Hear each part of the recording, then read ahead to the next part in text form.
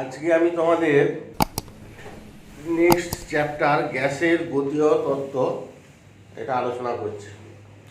তো এইখানে আমরা আলোচনা করব কি নিয়ে। ধরো একটা পাত্রে কিছু গ্যাস আছে,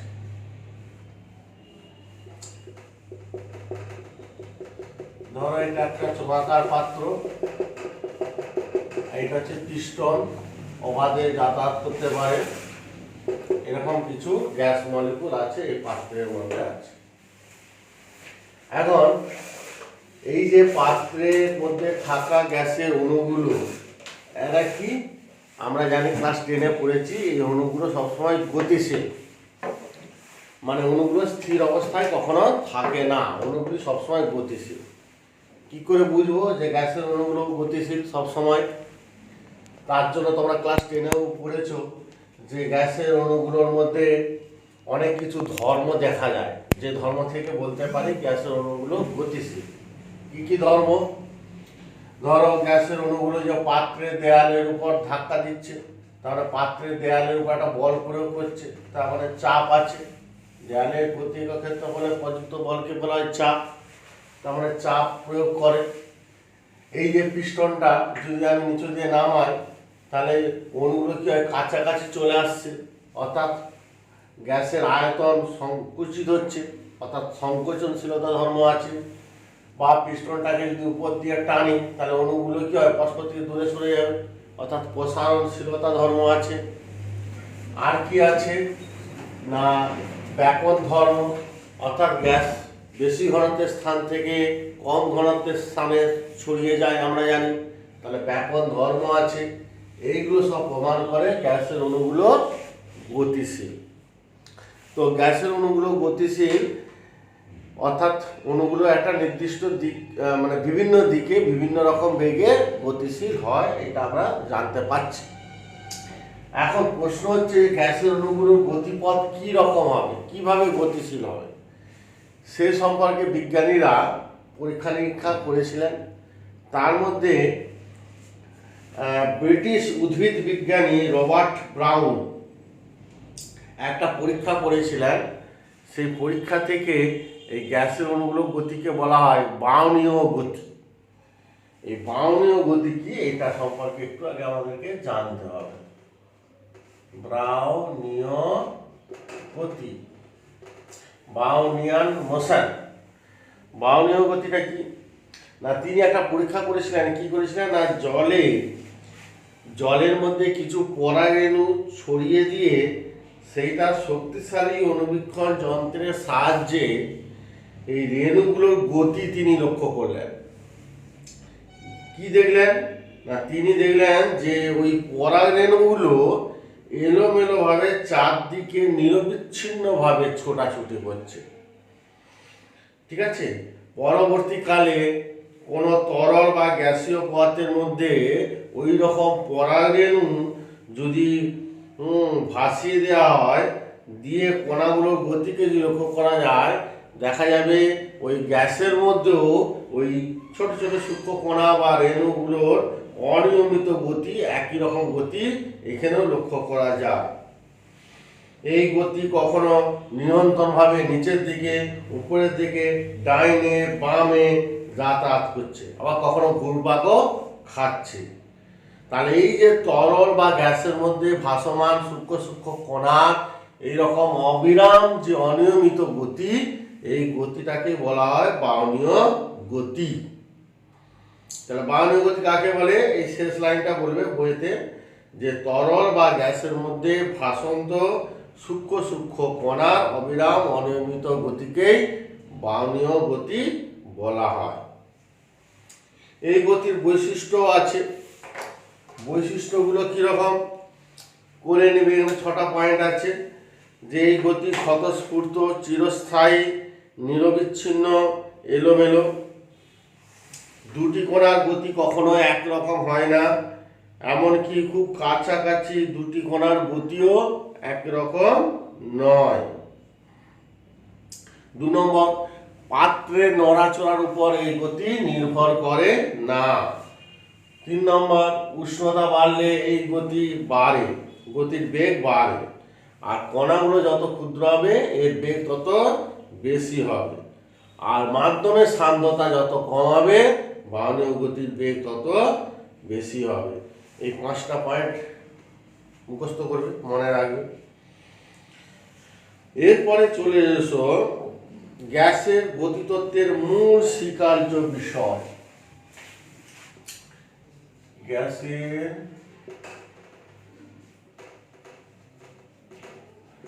মূল স্বীকার্য বিষয়। মূল স্বীকার্য বিষয়গুলো কি কি না, এখানে মোটামুটি 8টা পয়েন্ট আছে। এই 8টা পয়েন্টগুলো মানে মনে রাখতে হবে। মানে যে সমস্ত গ্যাস তার গতিতত্ত্বের এই 8টা স্বীকার্য বিষয় মেনে চলে তাদেরকে বলে আদর্শ গ্যাস। কিন্তু বাস্তবে যে গ্যাসগুলো আছে, অক্সিজেন, নাইট্রোজেন, হাইড্রোজেন, এই বাস্তব গ্যাসগুলো কিন্তু গ্যাসের গতিতত্ত্বের এই সব স্বীকার্য বিষয়গুলো সবসময় মেনে চলে না। কি কি স্বীকার্য বিষয়, এখানে অনেকগুলো পয়েন্ট আছে, তার মধ্যে আমি কয়েকটা বলছি, তোমরা বাকিগুলো দেখে নেবে। যে 1 নম্বর হচ্ছে সকল গ্যাসই অসংখ্য অণুর সমষ্টি। একই গ্যাসের সকল অণুগুলো সব বিষয় একই রকম, কিন্তু ভিন্ন ভিন্ন গ্যাসের অণুগুলি ভিন্ন ভিন্ন ধরনের। এটা সব গ্যাসের ক্ষেত্রেই থাকে। 2 নম্বর যে পয়েন্ট, আদর্শ গ্যাসের ক্ষেত্রে তিনি বলছেন যে গ্যাসের অণুগুলো বিন্দু ভরের মতো, অর্থাৎ অণুগুলোর ভর নগণ্য। এদের আয়তন পাত্রের আয়তনের তুলনাতেও নগণ্য। এটা আদর্শ গ্যাসে, কিন্তু বাস্তব গ্যাসের অণুগুলোর ভর আছে, আয়তন উপেক্ষা করা যাবে না। এই গ্যাসগুলোর আয়তন পাত্রের আয়তনের সাপেক্ষে এদের আয়তন উপেক্ষা করা যাবে না, কিন্তু আদর্শ গ্যাসে বলছে এদের আয়তন পাত্রের আয়তনের তুলনায় নগণ্য। তাহলে এই একটা পয়েন্ট, 2 নম্বর পয়েন্টটা ইম্পর্টেন্ট। 3 নম্বর, অণুগুলো সবসময় গতিশীল। অণুগুলো এদের গতি এলোমেলো এবং এদের সম্ভাব্য বেগ সব দিকেই রয়েছে, এবং এদের বেগের মান 0 থেকে অসীম যে কোনো মানে হতে পারে।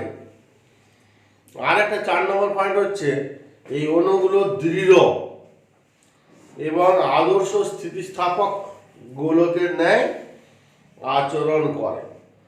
অণুগুলো পাত্রের দেওয়ালের সঙ্গে এবং পরস্পরের সঙ্গে অনবরত যে সংঘর্ষ হয় সেটাও স্থিতিস্থাপক সংঘর্ষ ইত্যাদি। 5 নম্বর পয়েন্ট হচ্ছে অণুগুলো নিজেদের মধ্যে এবং দেওয়ালের সঙ্গে ধাক্কা খায়, সেই ধাক্কাটাও স্থিতিস্থাপক সংঘর্ষ। 6 নম্বর পয়েন্ট, পাত্রে অণুগুলো নিজেদের মধ্যে কোনো আকর্ষণ বা বিকর্ষণ বল নেই, সুতরাং অণুগুলোর কোনো স্থিতিশক্তিও থাকবে না, সম্পূর্ণ শক্তি গতিশক্তি। কিন্তু বাস্তব গ্যাসের অণুগুলোর মধ্যে আমরা জানি আন্তরাণবিক আকর্ষণ বল আছে, অর্থাৎ বাস্তব গ্যাসের অণুগুলোর মধ্যে স্থিতিশক্তিও আছে, গতিশক্তিও আছে। অর্থাৎ বাস্তব গ্যাসের মোট অভ্যন্তরীণ শক্তি মানে স্থিতিশক্তি প্লাস গতিশক্তি। কিন্তু আদর্শ গ্যাসের অণুগুলোর মধ্যে কোনো স্থিতিশক্তি নেই। কেন? কারণ তাদের মধ্যে কোনো আন্তরাণবিক আকর্ষণ বল নেই, তাই সম্পূর্ণ শক্তি গতিশক্তি। অর্থাৎ আদর্শ গ্যাসের অভ্যন্তরীণ শক্তি বলতে বোঝায় গতিশক্তি। আচ্ছা, আর পরপর দুটো সংঘর্ষের মধ্যবর্তী সময়ে অণুটি সবসময় সমবেগ নিয়ে যায়, আর যে সময় ধরে একটি সংঘর্ষ ঘটে তা মুক্ত পথ অতিক্রম করার সময়ের তুলনায় অতি নগণ্য। এই 8টা বিষয় আছে, এগুলো একটু দেখে নিবি। এছাড়া আদর্শ গ্যাস এই গ্যাসের গতিতত্ত্বের স্বীকার্য বিষয়গুলো তো মেনে চলে। এছাড়াও বয়েলের সূত্র, চার্লসের সূত্র, চাপের সূত্র, তো অবস্থার সমীকরণ পিভি সমান RT, এইসব সমীকরণগুলো আদর্শ গ্যাস মেনে চলে। বাস্তব গ্যাসের ক্ষেত্রে পিভি সমান RT সমীকরণ মেনে চলে না, তার হচ্ছে মেনে চলে ভ্যান ডার ওয়ালস সমীকরণ। ঠিক আছে, ভ্যান ডার ওয়ালসের সমীকরণ মেনে চলে, কারণ এই দুটো কারেকশন করে ভ্যান ডার ওয়ালস সমীকরণ এসেছে। ওই যে অণুগুলো বিন্দু বল আর অণুগুলোর মধ্যে আন্তরাণবিক আকর্ষণ বল নেই আদর্শ গ্যাসে, কিন্তু বাস্তব গ্যাসে আছে। এই দুটো বিষয়ের উপর ভিত্তি করে একটু কারেকশন করে ভ্যান ডার ওয়ালস একটা সমীকরণ তৈরি করেছিলেন, সেটাকে বলা হয় ভ্যান ডার ওয়ালসের সমীকরণ। সেই সমীকরণ বাস্তব গ্যাস মেনে চলে। ওকে, এবার হচ্ছে মুক্ত পথ আর গড় মুক্ত পথ। এবারে আমরা আলোচনা করব মুক্ত পথ, ফ্রি পাথ। ধরো মুক্ত পথ জিনিসটা কি? এটা 1 নম্বর পয়েন্ট, এটা 2 নম্বর পয়েন্ট, এটা 3 নম্বর। ও গড় মুক্ত পথ,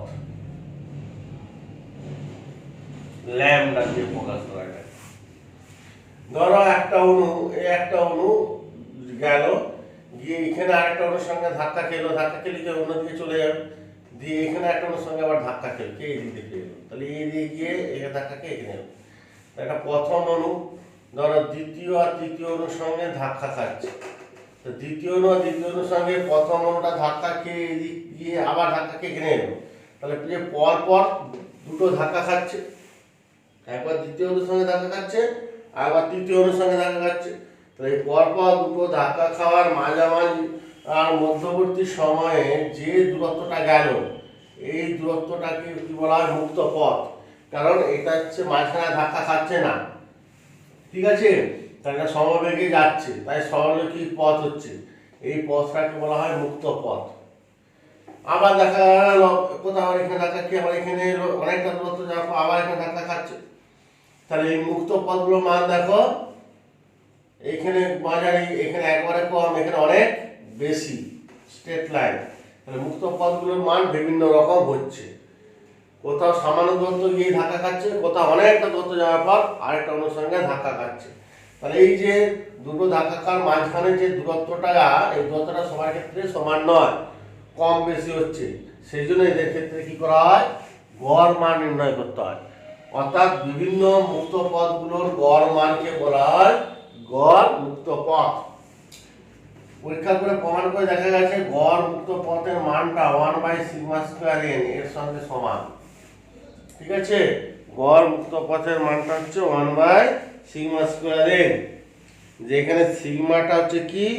অণুর ব্যাস, আর এনটা হচ্ছে একক আয়তনে অণুর সংখ্যা, ঠিক আছে? 1/σ²।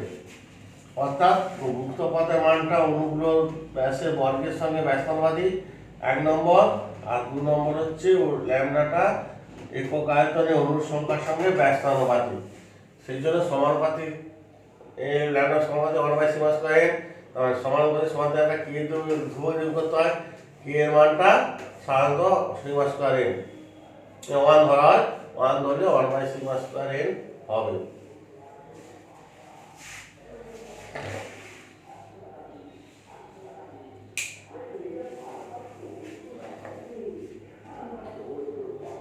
হলো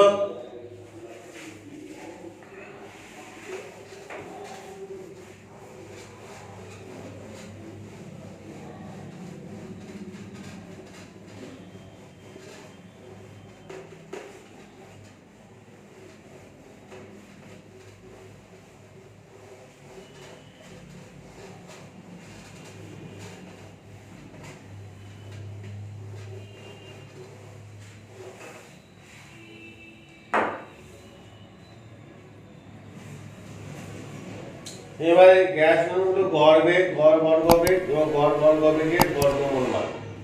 ধরো একটা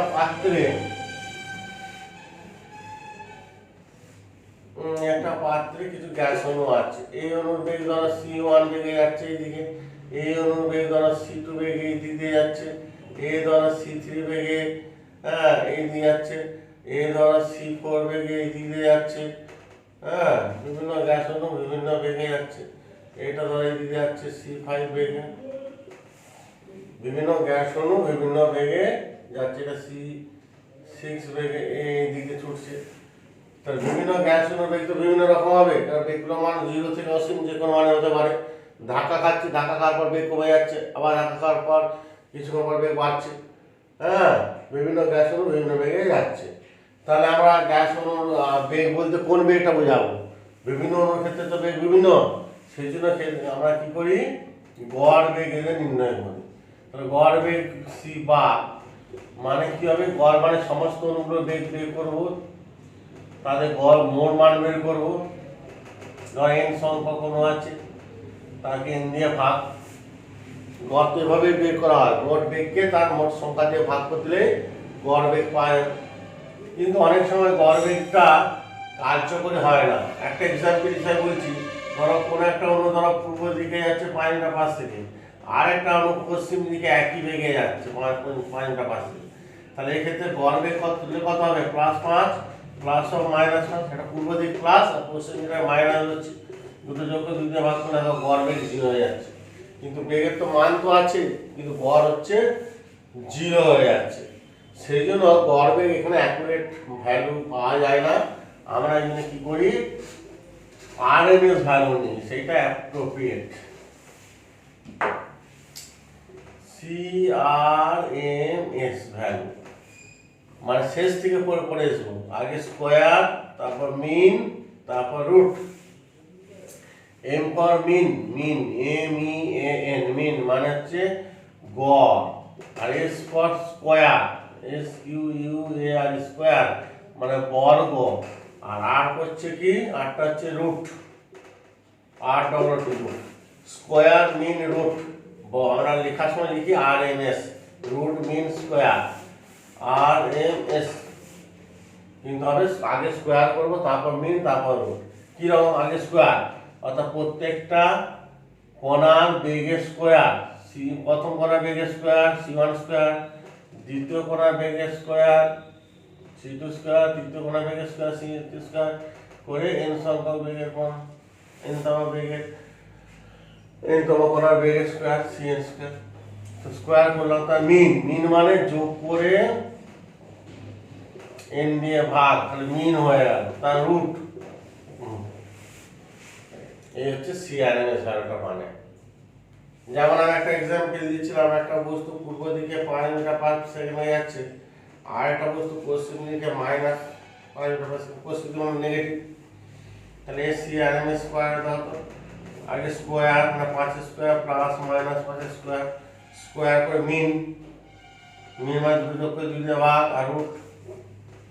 দেখো কি হচ্ছে, 5 স্কোয়ার মানে 25 প্লাস 25/2, 50/2 মানে 25, রুট 25, দেখো 5ই এসছে, প্রায় অনেকটা অ্যাকুরেসি দেখো অনেকটা বেশি। আরএমএস ভ্যালু স্কোয়ারটা বেগের তুলনায়, গড় বেগের তুলনায় আরএমএস ভ্যালুটা অনেকটা অ্যাপ্রোপ্রিয়েট এসছে, 5 এসছে, এখানে কিন্তু আর 0 আসছে না। সেই জন্য আমরা গ্যাসের ক্ষেত্রে গ্যাসের বেগ বলতে আরএমএস বেগকেই বোঝাবো, সিআরএমএস। ওকে, গ্যাসের বেগ বলতে গ্যাসের আরএমএস বেগ।